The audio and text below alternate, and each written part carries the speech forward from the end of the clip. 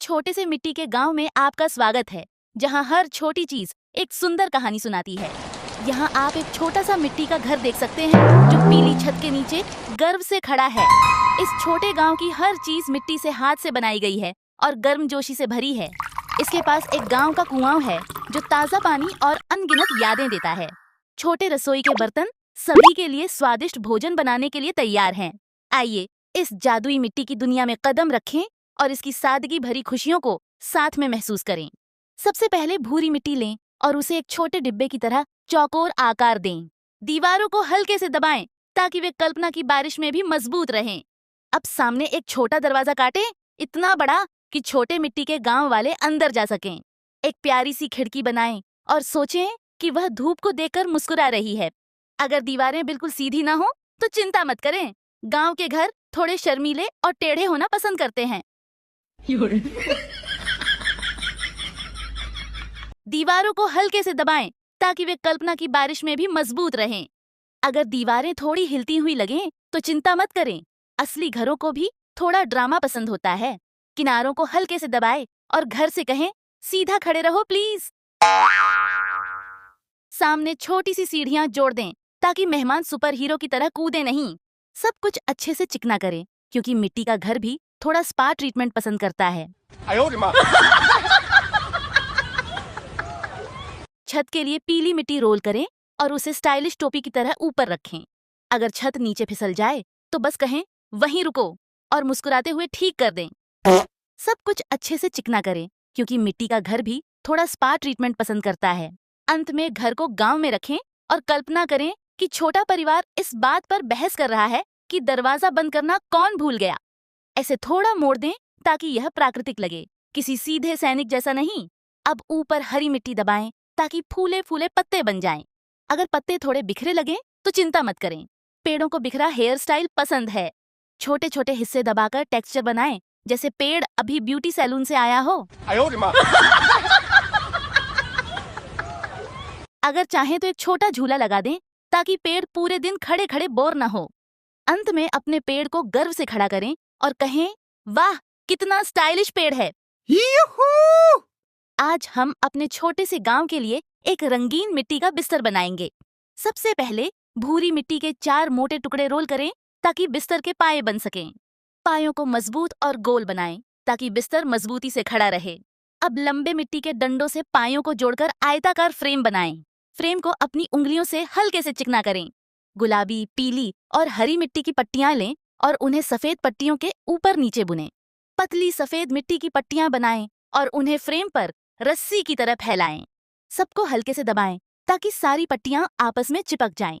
अंत में आपका छोटा मिट्टी का बिस्तर मीठे सपनों के लिए तैयार है। इस बिस्तर पर अपने प्रियजनों के साथ लेटकर आसमान के तारों को देखें और साथ में पुरानी यादों को ताज़ा करें। एक छोटे मिट्टी के गांव में हर रात सबके सो जाने के बाद रसोई के बर्तन जीवित हो जाते थे। सफेद बिंदियों वाला रंगीन बर्तन खुद को रसोई की रानी समझता था। तवा हमेशा गर्व से कहता था, मेरे बिना स्वादिष्ट रोटी नहीं बन सकती। छोटी केतली हंसकर जवाब देती, लेकिन चाय के बिना गांव वाले जागेंगे कैसे? मिट्टी का चूल्हा गर्म होकर फुसफुसाता, शांत रहो सब, मैं ही तुम सबको गर्मी देता हूँ। रंग बिरंगे छोटे जार जिनमें रोज के मसाले या आपकी पसंदीदा मुरब्बे रखे जाते हैं। अपने मनपसंद रंगों का उपयोग करके प्यारे प्यारे जार बनाइए। मुझे याद है कि मैं अक्सर माँ के मुरब्बे का जार चुपके से निकालकर खा लिया करती था।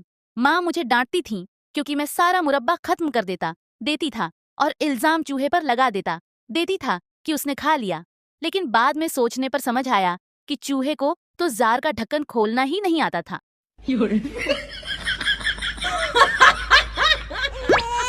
अचानक कुएं की बाल्टी धीरे से बोली, तुम सबका अपना खास काम है। मैं एक पानी का घड़ा बना रही हूँ। क्या आप कल्पना कर सकते हैं कि वह लट्टू जैसे खिलौने, लट्टू गुड़िया की तरह दिखता है? इसे और जीवंत बनाने के लिए कुछ लाल रंग के फूल भी सजाइए, बिल्कुल वैसे ही जैसे मेरी माँ किया करती थी। वह घर के मिट्टी के घड़ों पर अक्सर चित्र बनाकर और रंग भरकर उन्हें और भी रंगीन बना देती थी।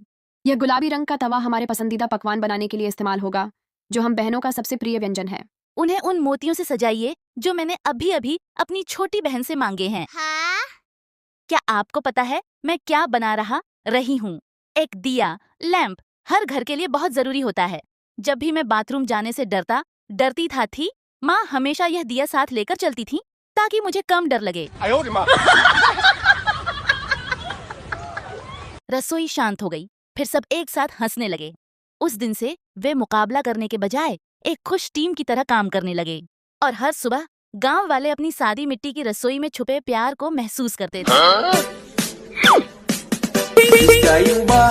गांव की आत्मा एक पानी से भरा हुआ कुआं होगा जो इस छोटे से गांव के सभी लोगों की सेवा करेगा। सबसे पहले भूरी मिट्टी को मोटी लंबी पट्टी में रोल करें और उसे गोल आकार में बनाकर दीवार तैयार करें। दीवार के चारों ओर छोटी आयताकार मिट्टी के टुकड़े लगाकर ईंट जैसा डिजाइन बनाएं। सतह को हल्के से चिकना करें, लेकिन ईंट की लाइनें दिखाई देती रहें। शाम के समय हम बहनों को माँ के साथ पानी भरने जाना बहुत पसंद था। वहाँ हम पानी से खेलते थे, बहुत मस्ती करते थे और ढेर सारी प्यारी यादें बनती थीं। औरतें आपस में खड़ी होकर बहुत ही चहल पहल से बातें करती थीं। वे अपने परिवार और बच्चों के बारे में चर्चा करती थीं और हम बच्चे तो बस आपस में खेलकूद में लगे रहते थे, जिससे वहाँ का माहौल और भी शोरगुल भरा और खुशहाल हो जाता था। बीच में पुल्ली के लिए बैंगनी रंग का छोटा पहिया बनाएं। उसमें एक और छोटा सा पहिया भी जोड़ दीजिए। बाल्टी नारंगी मिट्टी से बनाएं और अंदर नीली मिट्टी से पानी दिखाएं। पतली सफेद मिट्टी की रस्सी लगाएं और उसे एक छोटी बाल्टी से जोड़ दें। कुएं को हरी मिट्टी के आधार पर रखें ताकि वह घास जैसा लगे। अंत में सभी हिस्सों को ध्यान से ठीक करें और अपने गांव के कुएं को सुंदर रूप से सजाएं। गांव का कुआं सिर्फ पानी की जगह नहीं है, ये हर दिन कहानियों के बहने की जगह है। आज मेरे छोटे मिट्टी के गांव में आने के लिए धन्यवाद। उम्मीद है इस छोटी सी दुनिया ने आपके चेहरे पर मुस्कान लाई होगी। अगर आपको यह वीडियो पसंद आया हो तो कृपया इसे लाइक करें और अपने दोस्तों के साथ शेयर करें और प्यारी मिट्टी की कहानियों के लिए सब्सक्राइब करना न भूलें। अगली जादुई मिट्टी की यात्रा में फिर मिलेंगे।